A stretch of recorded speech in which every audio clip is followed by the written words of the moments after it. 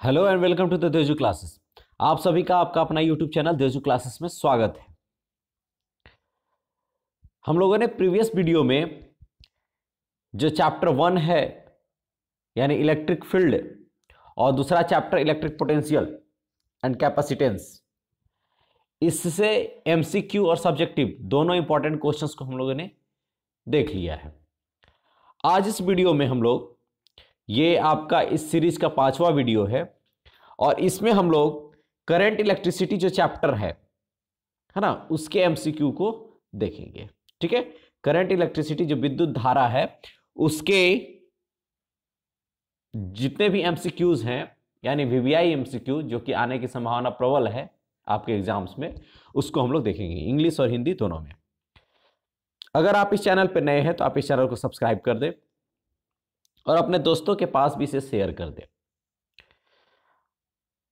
अब मेरी जब भी वीडियो आएगी वो आपकी शाम 6 बजे आएगी। चलिए शुरू करते हैं। आज का पहला क्वेश्चन देखते हैं कि फ्यूज तार किस पदार्थ से निर्मित होती है। पहला क्वेश्चन देखिए, फ्यूज तार किस पदार्थ से निर्मित होती है। Fuse wire is made up of, तो किससे बनता है? तांबा से। किससे बनता है? तांबा से। इसका सही आंसर क्या हो जाएगा? तांबा। ठीक है। टंगस्टन कहां पे यूज होता है? फिलामेंट में, बल्ब का जो फिलामेंट होता है ना। नाइक्रोम, नाइक्रोम कहां? हीटर में यूज होता है ना। तो पहला आंसर क्या होगा पहला क्वेश्चन का? फ्यूज तार किस पदार्थ से निर्मित होता है? फ्यूज वायर किससे बना होता है? तो कॉपर से। किससे?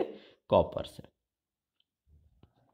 चलिए दूसरा क्वेश्चन देखिए कि एक 10 ओम तार की लंबाई को खींचकर, आपको दिख रहा होगा, एक 10 ओम तार की लंबाई को खींचकर तिगुना लंबा कर दिया जाता है, तार का नया प्रतिरोध होगा।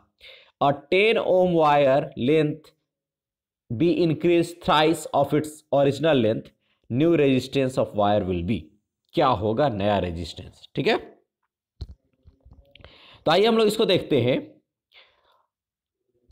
क्या कह रहा है कि लंबाई को यानी एल डैश जो है वो क्या कर रहा है? थ्राइस ऑफ एल, तिगुना कर दे रहा है किसका? एल का। अब हमें पता है कि टोटल वॉल्यूम जो होगा वो क्या होगा? कांस्टेंट होगा, यानी एरिया इनटू लेंथ जो नया वाला होगा is equals to area into length जो पुराना वाला होगा। तो नया वाला मान लो ए प्राइम और एल प्राइम है ना। इसका मतलब है कि A dash by A is equals to L by L dash होगा। ठीक है, अब आ जाइए आपका रेजिस्टेंस। तो आर डैश बराबर क्या हो जाएगा? Rho L dash by A dash होगा, और इसको डिवाइड कर देंगे किससे? आर से। तो ये क्या हो जाएगा? रो एल बाई ए होगा। रो रो कैंसिल आउट हो जाएगा, तो क्या हो जाएगा? L dash. अब देखिए लेंथ बढ़ रहा है ना, तो ए को हटा सकते हैं आप, तो क्या हो जाएगा? A by A dash into L dash by L. Clear है? अब देखिए यहां पे क्या है? A dash by A is equals to क्या है? एल बाई एल डैश है ना। अब इसको अगर आप पलट दिए यानी ए बाई ए डैश जो होगा वो इक्वल होगा किसके? एल डैश बाई एल के। क्लियर है? तो इसका मतलब है कि ए बाई ए डैश, यहां पे ए बाई ए डैश की जगह पर क्या हो जाएगा? L dash by L. तो L dash by L into L dash by L. इसका मतलब क्या हो जाएगा? एल डैश बाई एल का स्क्वायर होगा कि नहीं। उसके बाद क्या है? R dash by R is equals to L dash by L. तो एल डैश क्या हो जाएगा? 3 गुना हो जा रहा है, तो 3L हो जाएगा। 3L बाई एल का स्क्वायर। एल एल क्या हो जाएगा? कैंसिल आउट हो जाएगा।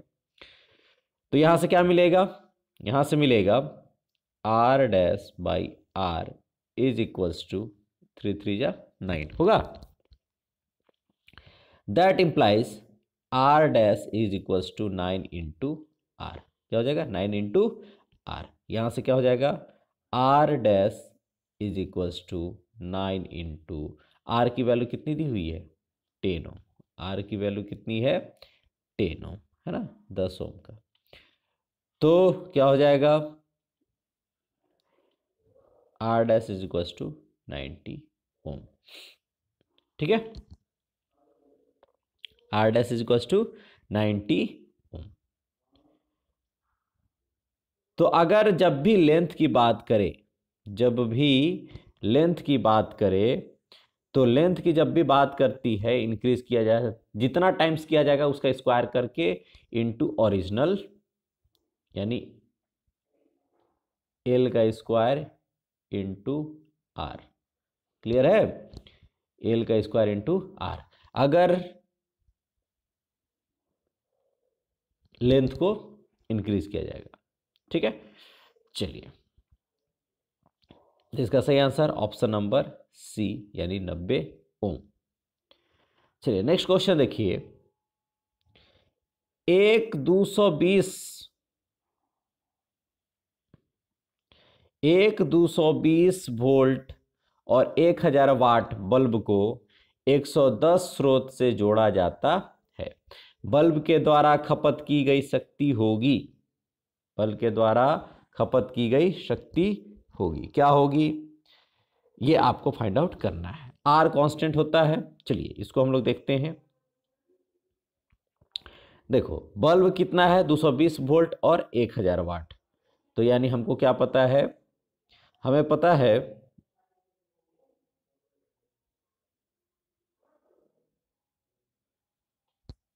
P is equals to V square by R होता है। तो R इज इक्वल्स टू क्या हो जाएगा V स्क्वायर बटा P। अब क्या कह रहा है कितना है यहाँ पे 220 वोल्ट और 1000 वाट। तो 220 है तो ये क्या हो जाएगा 220 गुने 220 बटा 1000 हो गया। ये हो गया आर की वैल्यू। अब कह रहा है कि बल्ब के द्वारा खपत की गई शक्ति होगी कब 110 वोल्ट जोड़ा जाता है तब। तो 110 वोल्ट जब जोड़ा जाएगा तो फिर पावर क्या हो जाएगा, पावर आपको निकालना है V स्क्वायर बटा आर। आर तो यही हो जाएगा ये वाला वैल्यू। तो V कितना हो जाएगा 110 गुने 110 बटा आर की वैल्यू क्या हो जाएगी 220 गुने 220 है ना। और जो 1000 है वो कहाँ चला जाएगा ऊपर में गुने 1000। 0 0 0 0 कैंसिल आउट। 11 दूनी 22, 11 दूनी 22। 4 से इसको काटोगे तो कितना बार में 250। ठीक है तो पावर कितना आ गया P का वैल्यू हो गया 250 watt. P equals to 250 watt. Clear है तो इसका सही आंसर क्या हो जाएगा ऑप्शन नंबर सी। ठीक है चलिए देखिए नेक्स्ट क्वेश्चन। तापक्रम बढ़ाने पर यदि प्रतिरोध घटता है तो वह है। देखो एक चीज आप हमेशा ध्यान रखो, क्या ध्यान रखना है कि रेजिस्टिविटी जो है या रेजिस्टेंस कुछ भी कहो, तो रेजिस्टिविटी या वो रो नॉट 1 प्लस अल्फा थीटा होता है। मतलब रो जो होता है वो टेम्परेचर बढ़ने पर, ये किसके लिए है मेटल के लिए, कंडक्टर के लिए। तो रो जो होगा वो थीटा की क्या होगा डायरेक्टली प्रोपोर्शनल होगा। अगर रो बढ़ेगा थीटा बढ़ेगा यानी टेम्परेचर डिफरेंस बढ़े, टेम्परेचर अगर बढ़ रहा है तापमान बढ़ रहा है ना, तो क्या होगा उसकी रेजिस्टिविटी यानी प्रतिरोध या रेजिस्टेंस, ठीक है वो भी क्या होगा बढ़ेगा। रेजिस्टेंस के रूप में अगर इसको लिखो तो R equal to R nought 1 plus alpha theta. ठीक है, तो यानी R क्या होते हैं, थीटा के डायरेक्टली प्रोपोर्शनल होता है। ठीक है, तो यानी टेम्परेचर बढ़ेगा, तापमान बढ़ेगा, है ना, तो रेजिस्टेंस प्रतिरोध भी क्या होगा, बढ़ेगा। किसका, कंडक्टर का। ठीक है, तो कंडक्टर का प्रतिरोध बढ़ेगा अगर तापमान बढ़ता है, T अगर बढ़ता है तो R भी क्या होगा, बढ़ेगा। किसका, कंडक्टर का। कंडक्टर मतलब जो कंडक्ट करे इलेक्ट्रिसिटी, यानी मेटल समझ लो। दूसरा, एलॉय पर कोई प्रभाव ज्यादा पड़ता नहीं है। अगर टेम्परेचर बढ़े या घटे, एलॉय पर ज्यादा प्रभाव नहीं पड़ता है। ठीक है, इस पर प्रभाव नहीं पड़ता है। और इसका जो टेम्परेचर है यानी कंडक्टर का, वो क्या होगा, लीनियरली। कैसा बढ़ेगा, लीनियरली। ठीक है, अच्छा, रेखीय बढ़ेगा। अब बात आती है किसकी, सेमीकंडक्टर यानी अर्धचालक और सेमीकंडक्टर और या अर्धचालक और इंसुलेटर यानी कुचालक। ये जो होते हैं एक्सपोनेंशियल डिपेंडेंस होती है। इसकी डिपेंडेंस कैसी होती है, एक्सपोनेंशियल होती है। तो अगर आप समझोगे तो अगर टेम्परेचर बढ़ेगा तो इनका जो रेजिस्टेंस है वो क्या होगा, घटेगा। इसका रेजिस्टिविटी क्या होगा, घटेगा। क्लियर है, सेमीकंडक्टर और इंसुलेटर का रेजिस्टिविटी क्या होगा, घटेगा। कब, जब टेम्परेचर बढ़ेगा तब। ठीक है, चलिए, आई होप आप समझ गए होंगे। तो तापक्रम बढ़ाने पर यदि प्रतिरोध घटता है तो वो क्या होगा, सेमीकंडक्टर।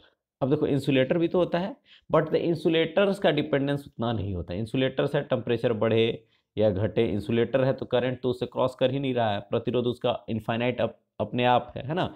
तो आप किसको करोगे टिक, सेमीकंडक्टर को। किसको करोगे, सेमीकंडक्टर को। ठीक है, नेक्स्ट क्वेश्चन देखिए,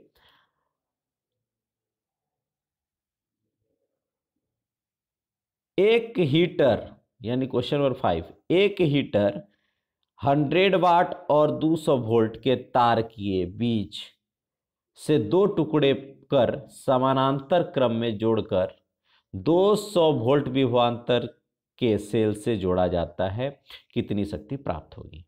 एक हीटर है, ध्यान से देखिए, एक हीटर है, 100 वाट पावर है उसका और वोल्ट 200 वोल्ट है। यही दो चीज पे आपको देखना है ना।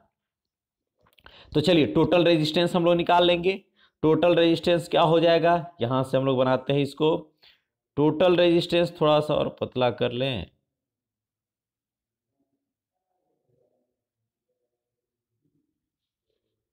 ठीक है।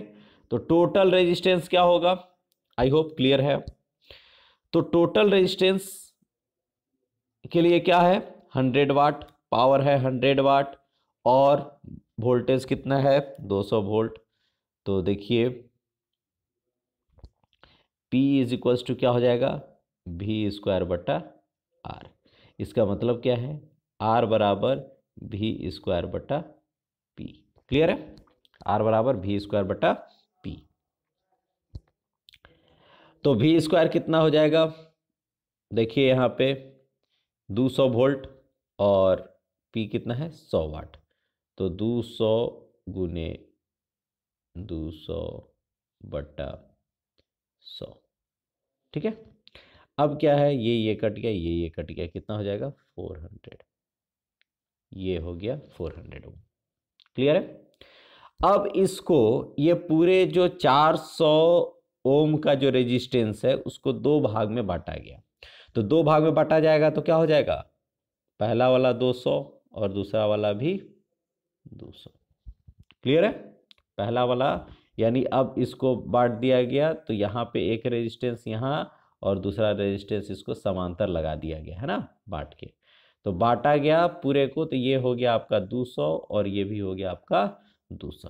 अब आपको निकालना है कुल प्रतिरोध, यानी इक्विवेलेंट रेजिस्टेंस आपको निकाल देना है ना, समतुल्य प्रतिरोध। तो क्या हो जाएगा, 1/2 200 प्लस 1/200। क्यों? क्योंकि समानांतर है। तो 1/200, 200 कितना हो जाएगा?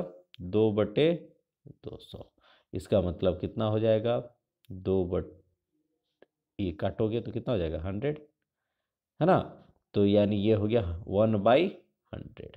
कितना हो गया? 1/100। तो ये कितना आ रहा है? ये किसके बराबर है? 1/r के बराबर है। तो r बराबर क्या हो जाएगा? 100 ओम। r कितना हो गया? 100 ओम। क्लियर है? अब क्या है? r हो गया 100 ओम। अब आपको क्या करना है? क्वेश्चन कह रहा है कि आपको शक्ति निकालना है। कब? जब 200 विभवांतर से जोड़ा जाता है तब। तो सीधी बात है, फॉर्मूला आपको पता है। क्या है formula? P is equals to V²/r। तो 200 गुने 200/100, this will be cancel out. कितना हो जाएगा? 400 वाट। कितना हो जाएगा? 400 वाट। ठीक है, ये हो गया आपका 400 वाट। तो यही हो गया इसका आंसर। तो कितना हो जाएगा? इसका सही आंसर क्या हो जाएगा? ऑप्शन नंबर ए, यानी 400 वाट। ठीक है, चलिए नेक्स्ट क्वेश्चन देखिए। आदर्श वोल्टमीटर का प्रतिरोध होता है। तो आदर्श वोल्टमीटर देखो, गैल्वेनोमीटर जो है ये अभी नेक्स्ट चैप्टर में पढ़ना है, तो ये क्वेश्चन भी वहीं पे देखेंगे हम लोग, लेकिन यहाँ पे भी आया है तो इसको भी डिस्कस कर लेते हैं। इसमें इससे भी रिलेटेड है ये। तो वोल्ट मीटर जो होता है ये क्या करता है? पहले वोल्टेज मेजर करता है। क्या मेजर करता है? क्या नापता है? ये वोल्टेज नापता है। ठीक है। दूसरा चीज कि सर्किट में ये, अगर सर्किट डायग्राम बना रहे हो, रेजिस्टेंस है, तो इसमें वोल्ट मीटर जो होगा वो क्या होगा? समानांतर लगेगा। वोल्ट मीटर क्या होगा? समानांतर लगेगा। ठीक है, वोल्ट मीटर क्या होगा? समानांतर लगेगा। ठीक है, सर्किट में। अब ये जो वोल्ट मीटर है, इसका जो रेजिस्टेंस होता है वो क्या होता है? इनफाइनाइट। कितना? आइडियल वोल्ट मीटर का रेजिस्टेंस क्या होगा? इनफाइनाइट। आइडियल वोल्ट मीटर का रेजिस्टेंस, है ना, क्या होगा? आदर्श वोल्ट मीटर का प्रतिरोध क्या होगा? इनफाइनाइट। क्या होगा? इनफाइनाइट। क्लियर है? क्यों? क्योंकि जब गैल्वेनोमीटर से अगर वोल्ट मीटर हम लोग बनाते हैं तो एक रेजिस्टेंस जो है उसको हम लोग लार्ज रेजिस्टेंस को जोड़ते हैं किसमें? सीरीज में। ठीक है,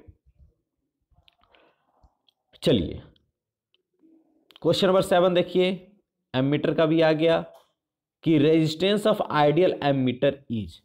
आदर्श एमीटर का प्रतिरोध क्या होता है? एमीटर क्या होता है? करंट मेजर करता है। क्या नापता है? करंट नापता है। कोई भी सर्किट में ये सीरीज में जुटता है। किस में जुटेगा? सीरीज में जुटेगा। क्लियर है? और कितना करंट ड्रॉन हो रहा है, कितना करंट इससे पास हो रहा है सर्किट से, ये कौन नापता है? एमीटर नापता है। एमीटर में क्या होता है? एक स्मॉल शंट रेजिस्टेंस को गैल्वेनोमीटर के पैरेलल में जोड़ करके इसको बनाया जाता है। ठीक है, तो आइडियल एमीटर क्या होता है? जिसका प्रतिरोध एकदम जीरो हो। बात समझ में आई? यानी अगर कोई भी करंट ड्रॉन नहीं, अलग हट नहीं रहा है, तो टोटल करंट ये बताएगा, है ना। तो रेजिस्टेंस क्या होना चाहिए? जीरो। तभी वो उसे कहेंगे कि जो एमीटर है वो कैसा है? आइडियल है। क्लियर है? चलिए नेक्स्ट क्वेश्चन देखिए। Question number 8। 100 वाट हीटर द्वारा उत्पन्न ताप 2 मिनट में किसके बराबर होता है? 1 मिनट, इसको हटा देते हैं। चलिए, क्या है? 100 वाट हीटर द्वारा उत्पन्न ताप 2 मिनट में किसके बराबर होता है? आपको पता है कि हीट यानी ऊर्जा, power equals to work done by time. तो work done equals to power into time. ठीक है, तो पावर कितना है 100, टाइम कितना हो जाएगा 120 सेकेंड हो जाएगा।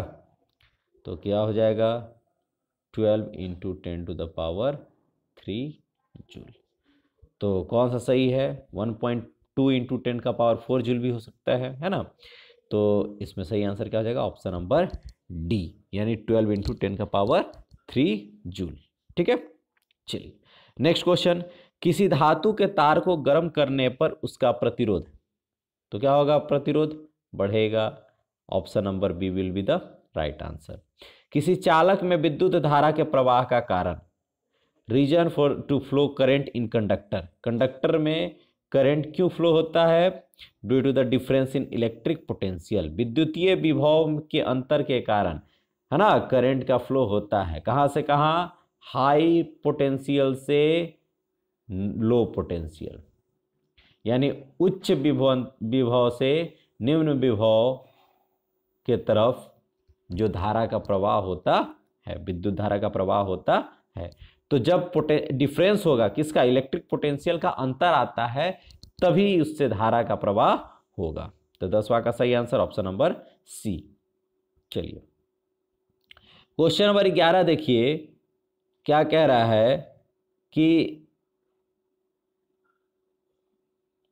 चलिए किसी कार की संचायक बैटरी का विद्युत वाहक बल 12 वोल्ट है तथा आंतरिक प्रतिरोध 0.4 ओम है, इससे प्राप्त अधिकतम विद्युत धारा का मान होगा। ठीक है, तो अधिकतम विद्युत धारा का मान क्या होगा, अधिकतम विद्युत धारा का मान होगा I equals to E by R, internal resistance तो स्मॉल आर, तो ई हो जाएगा 12 और आर हो गया 0.4, ई हटेगा तो ऊपर कितना हो जाएगा 10, तो 4 तिहाई 12 यानी 30 एम्पियर, क्या हो जाएगा 30 एम्पियर। तो इसका सही आंसर ऑप्शन नंबर सी। ठीक है, नेक्स्ट क्वेश्चन देखिए, क्वेश्चन नंबर 12, यदि विद्युत बल्ब में धारा 3% से बढ़ाई जाती है तो उसकी शक्ति बढ़ेगी, उसकी शक्ति बढ़ेगी। यदि विद्युत बल्ब की धारा 3% से बढ़ाई जाती है तो उसकी शक्ति बढ़ेगी। क्या होगा, अगर विद्युत बल्ब में धारा जो है उसको कितना बढ़ा दिया गया 3%। चलिए देखते हैं हम लोग इसको, शक्ति, शक्ति जब बात आ रही है तो P इक्वल टू क्या हो जाएगा I² R, R की जरूरत नहीं है, छोड़ देते हैं। चलिए अब I कितना परसेंट बढ़ गया 3%, तो 3% बढ़ जाएगा, तो P dash is equal to क्या हो जाएगा 103/100 I, होगा कि नहीं होगा, तो इसका क्या हो जाएगा स्क्वायर। ठीक है, अब क्या हो जाएगा P डैश बाई P बराबर 103/100 I का स्क्वायर बटा I का स्क्वायर होगा ओरिजिनल। चलिए आगे बढ़िए, तो P dash by P is equals to 103 का स्क्वायर बटा 100 का 103/100 का स्क्वायर कर देते हैं, और I² इंटू क्या हो जाएगा इसका I² और नीचे का I² होगा, ये क्या हो जाएगा कैंसिल आउट हो जाएगा। ठीक है, उसके बाद क्या होगा P डैश बाई P -1, तो क्या हो जाएगा 103 गुने 1 मिनट 103 गुने 103/100 गुने 100, है ना, -1, ये भी हो जाएगा। अब क्या होगा, इसको अगर हम लोग करते हैं तो 103 गुने 103 गुना करेंगे तो कितना हो जाएगा 103 गुने 103, 3 3 9 0 3 होगा, फिर करेंगे तो ये 0 0 0, यहाँ करेंगे तो 3 0 1। ठीक है, अब क्या हो जाएगा ये 9 0 6 0 10609, कितना आ गया 10609 माइनस 10,000 बटा 10,000 हो गया। अब क्या हो जाएगा, ये आ जाएगा 609 बटा 10,000। अब परसेंटेज निकालना है तो परसेंटेज में क्या हो जाएगा 100, है ना, तो इंटू 100 कर दिया तो ये कट गया, तो कितना हो जाएगा 6.09%। 6.09%, नियर अबाउट 6%। चलिए ऑप्शन देखते हैं क्या है। ऑप्शन है पहला 6%, है ना, इसका सही आंसर क्या हो जाएगा, ऑप्शन नंबर ए यानी 6%। ठीक है, चलिए नेक्स्ट क्वेश्चन देखिए। इलेक्ट्रॉन वोल्ट द्वारा मापा जाता है, measured by electron volt. Electron volt के द्वारा क्या मेजर होता है, वर्क डन, ऊर्जा, है ना, तो वर्क डन को मेजर करते हैं, तो वर्क डन इसमें है नहीं, तो इसमें क्या हो जाएगा, नन ऑफ दीज। ठीक है, ऋणावेश का प्रवाह होता है, फ्लो ऑफ निगेटिव चार्ज। तो निगेटिव चार्ज का फ्लो क्या होगा, चार्ज करंट का फ्लो क्या होता है, हाई पोटेंशियल से लो पोटेंशियल। तो चार्ज का क्या होगा, फ्लो उल्टा होता है, तो लो पोटेंशियल से हाई पोटेंशियल। ठीक है, चार्ज जो ऋणावेश होता है वो लो पोटेंशियल से हाई पोटेंशियल मूव करता है, इसीलिए जो धारा होता है वो हाई पोटेंशियल से लो पोटेंशियल मूव करता है। तो इसका सही आंसर क्या हो जाएगा, इसका सही आंसर हो जाएगा ऑप्शन नंबर ए। इसका सही answer option number A, option number A, यानी निम्न विभव से उच्च विभव की ओर। क्लियर है, चलिए अब चलिए नेक्स्ट। व्हीटस्टोन ब्रिज का व्यवहार किया जाता है। व्हीटस्टोन ब्रिज का व्यवहार कैसा होता है, तो व्हीटस्टोन ब्रिज का व्यवहार जो होता है वो क्या मापने में करता है, तो रेजिस्टेंस, क्या मापने में करता है, रेजिस्टेंस। P बटा Q बराबर R बटा X, है ना, व्हीटस्टोन ब्रिज का है। चलिए, किसी चालक का विशिष्ट प्रतिरोध बढ़ता है, किसी चालक का विशिष्ट प्रतिरोध बढ़ता है, specific resistance of the conductor is increased on. ठीक है, तो प्रतिरोध कब बढ़ेगा चालक का, जब टेम्परेचर बढ़ेगा, बिल्कुल सही, है ना।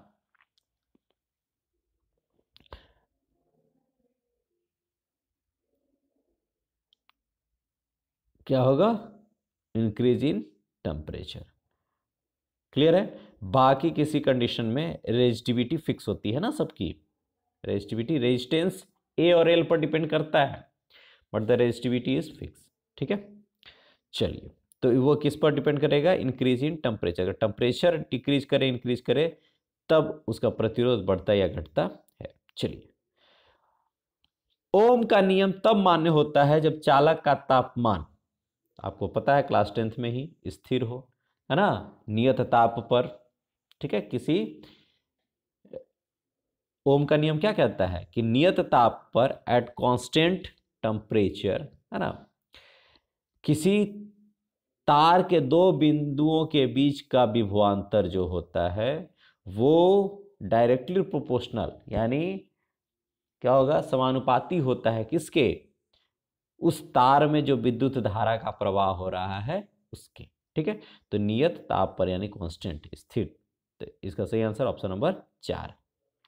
चलिए नेक्स्ट, प्रतिरोधों को मापने के अन्य तरीकों की तुलना में व्हीटस्टोन ब्रिज अधिक सटीक क्यों है, इसलिए है क्योंकि ये नल मेथड है, शून्य विधि है, कोई भी करंट ड्रॉन नहीं होता है। ठीक है, तो इसका सही आंसर यह एक शून्य विधि है, it is a null method. चलिए नेक्स्ट क्वेश्चन देखिए। अपवाह वेग यानी VD, ड्रिफ्ट वेलोसिटी, किस संबंध के अनुसार विद्युत क्षेत्र की तीव्रता के साथ बदलता रहता है, इलेक्ट्रिक फील्ड इंटेंसिटी के साथ इसकी क्या रिलेशन है। तो हम लोग देखें कि अगर जो एक्सेलरेशन होता है वो क्या होता है, E/m, acceleration equals to E/m,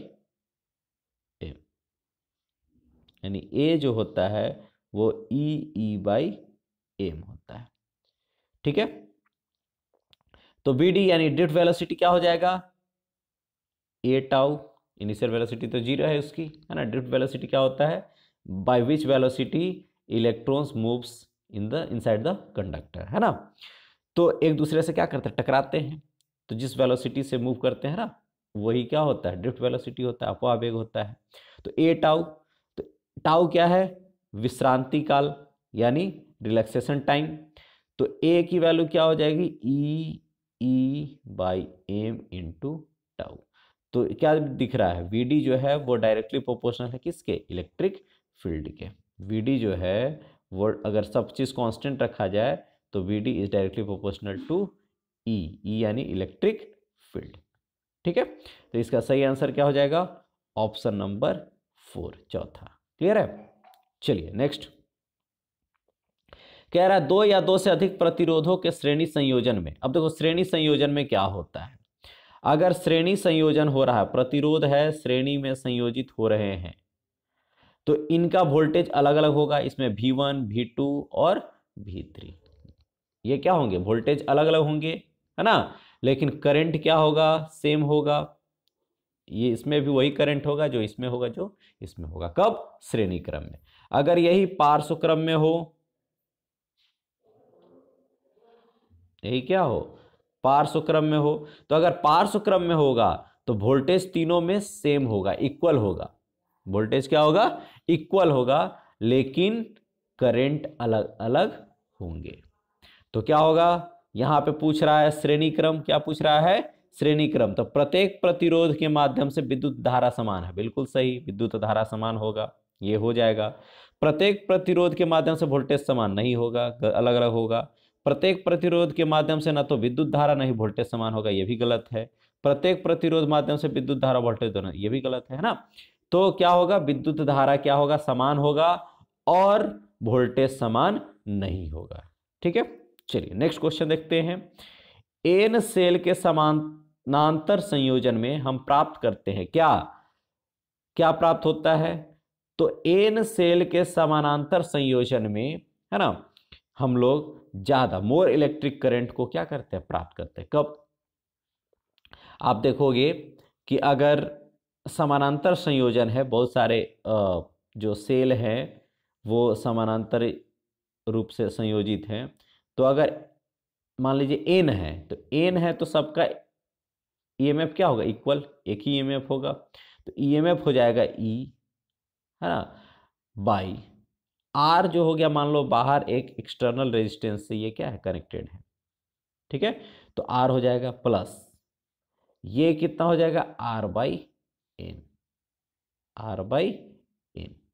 ठीक है, तो ये हो जाता है टोटल करंट।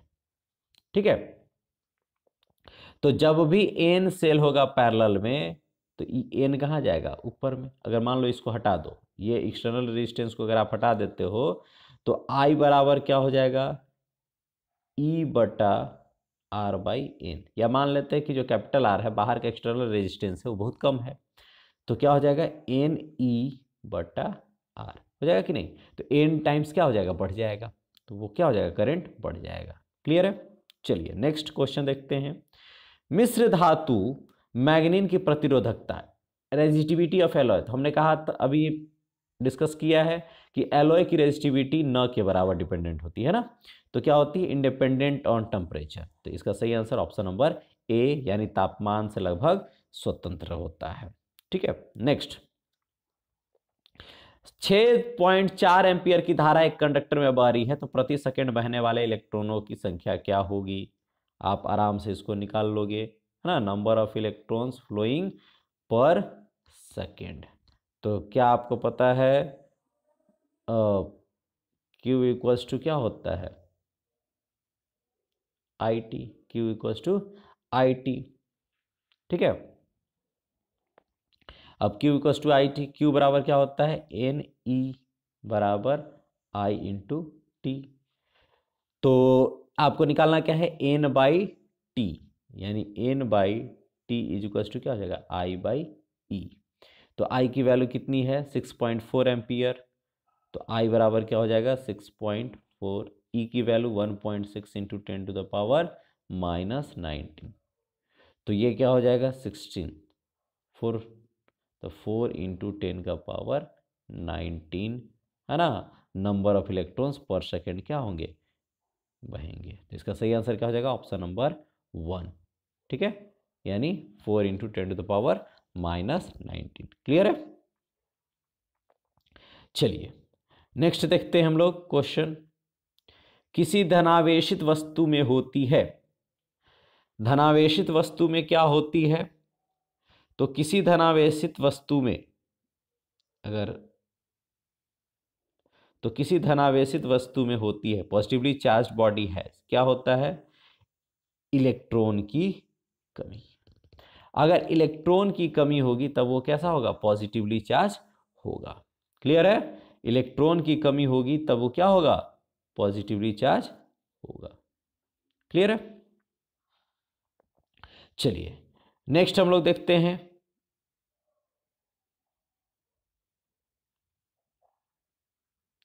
क्या है, 16 ओम प्रतिरोध वाले एक समरूप तार को 4 बराबर टुकड़ों में काटकर उन्हें समांतर क्रम में जोड़ दिया जाए तो संयोजन का समतुल्य प्रतिरोध होगा। If a uniform wire of resistance 16 ohm is cut into 4 equal parts and attached in a parallel combination, then the equivalent resistance is, क्या होगा equivalent resistance। आइए देखते हैं इसको हम लोग। 16 ओम का प्रतिरोध है ना, 4 बराबर बराबर भाग में काटा है, तो सबका क्या हो जाएगा, 4 4 4 4 होगा।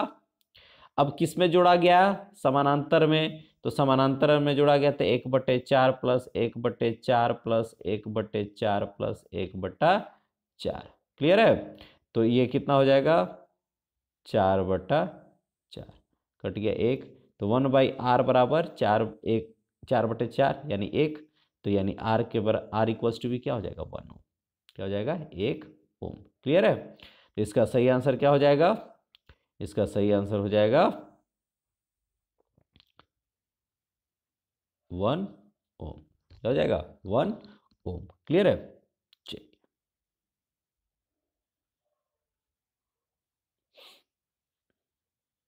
नेक्स्ट क्वेश्चन देखिए,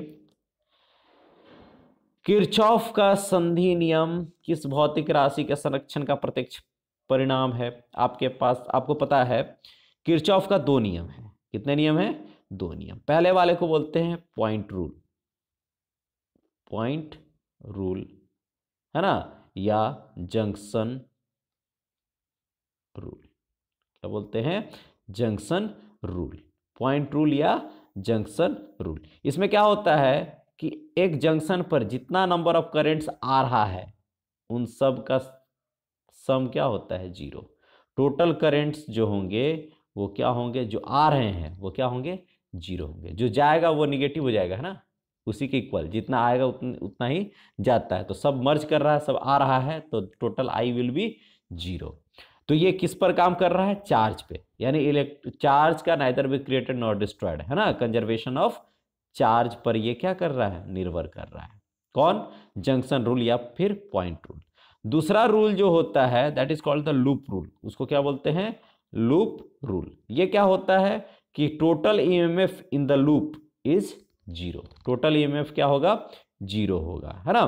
तो ये किस पर डिपेंडेंट है, कंजर्वेशन ऑफ एनर्जी पर। किस पर निर्भर करता है, कंजर्वेशन ऑफ एनर्जी, ऊर्जा संरक्षण पर। तो जो लूप रूल है, दूसरा जो नियम है वो ऊर्जा संरक्षण पर, और जो पहला नियम है यानी जंक्शन रूल जो है वो आपका चार्ज कंजर्वेशन पे काम करता है। तो इसका सही आंसर क्या हो जाएगा, पॉइंट रूल पूछ रहा है, तो इसका सही आंसर ऑप्शन नंबर डी, यानी आवेश के कंजर्वेशन पर यह काम करता है। अगर दूसरा नियम पूछता तो क्या हो जाता, ऊर्जा पे। ठीक है। चलिए नेक्स्ट क्वेश्चन देखिए, लंबाई L और 2L की तांबे की 2 तारों की त्रिज्याएं क्रमशः R और 2R हैं, उनकी विशिष्ट प्रतिरोधों का अनुपात है।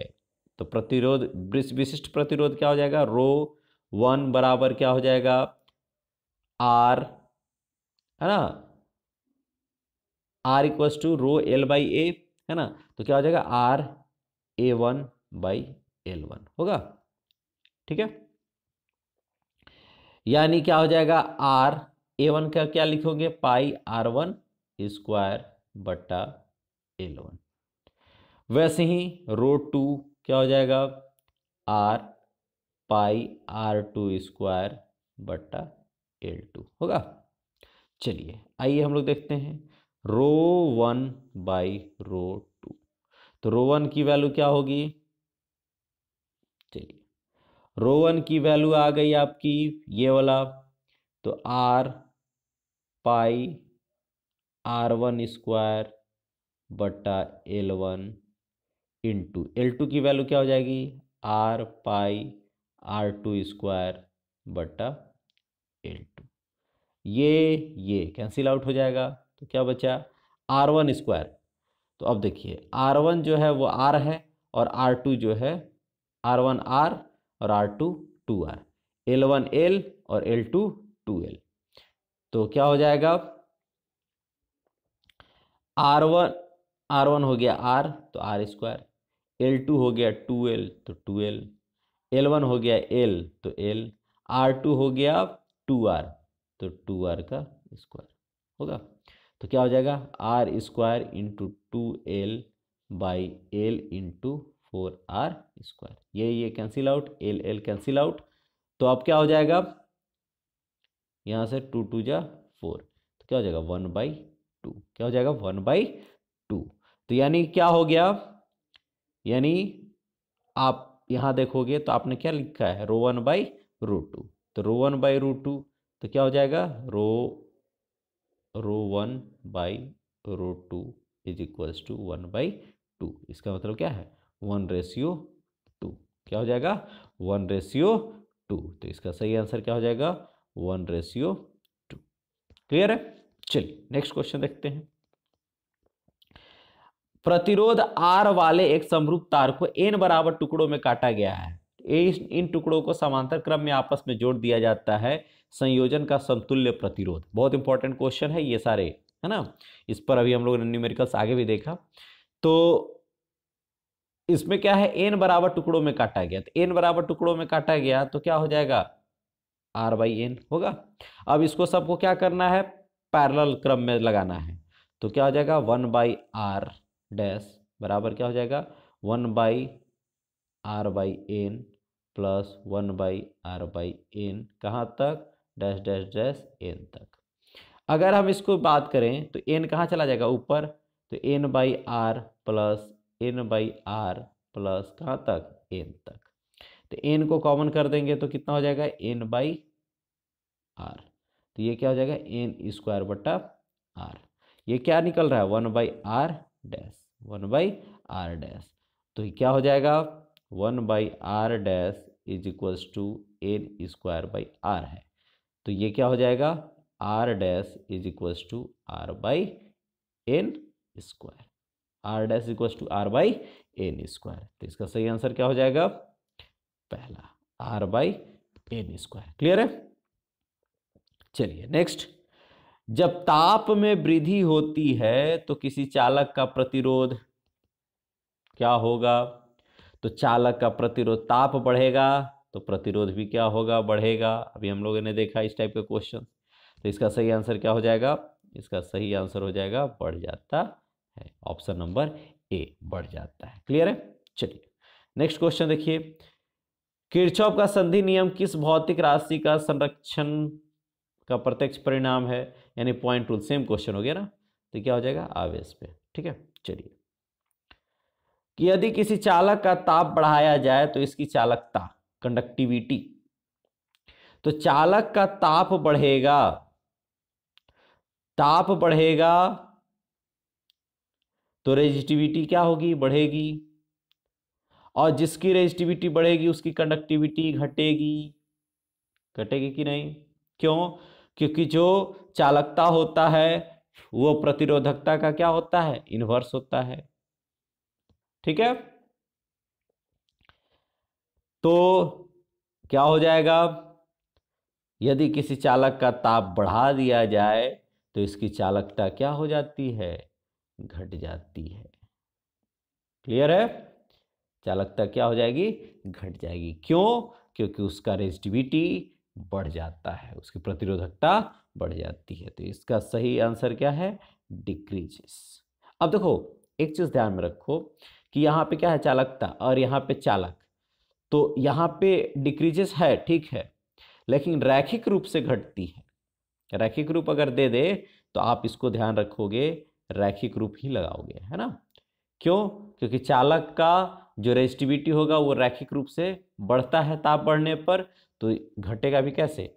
रैखिक रूप से ही। ठीक है, तो इसका सही आंसर ऑप्शन नंबर डी। ठीक है, क्लियर है। चलिए नेक्स्ट।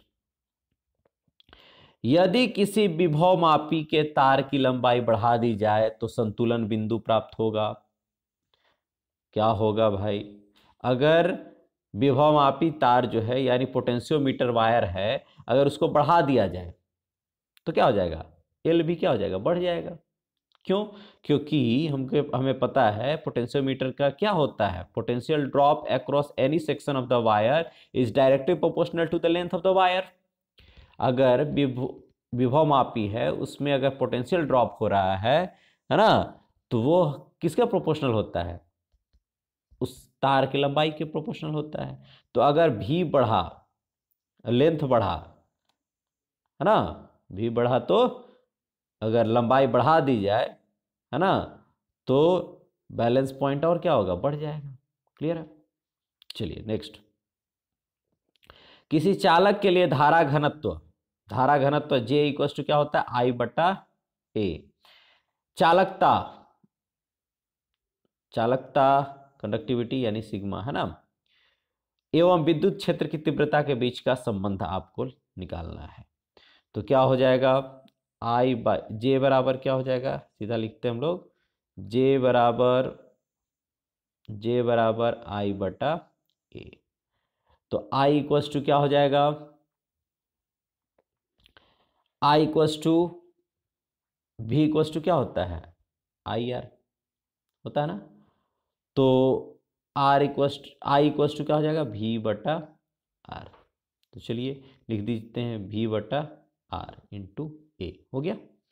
अब देखिए भी बटा आर को क्या लिखेंगे? रो एल बाई ए। तो ए ऊपर चला जाएगा बटा ए, तो ए कैंसिल आउट, तो भी बटा रो एल। अब 1/रो को क्या लिखेंगे? कंडक्टिविटी।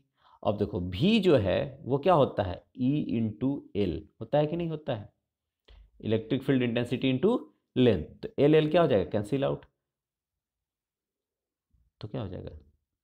सिग्मा इंटू ई, कंडक्टिविटी इंटू ई, जे बराबर सिग्मा इंटू ई, है ना। ये क्या है? भी बराबर ई इंटू एल है, भी का वैल्यू क्या हो जाएगा? E into L, L cancel out हो जाएगा, तो यहाँ बचेगा ई बटा रो, और 1/रो को क्या बोलते हैं? चालकता। ठीक है, चलिए तो क्या संबंध हो जाएगा? जे बराबर सिग्मा ई। ठीक है, आई होप आपको ये वीडियो अच्छी लगी हो। ये आपके उस चैप्टर से एमसीक्यूज थे, है ना। मिलते हैं नेक्स्ट वीडियो में सब्जेक्टिव क्वेश्चंस के साथ इसी चैप्टर का। Thank you for the watching.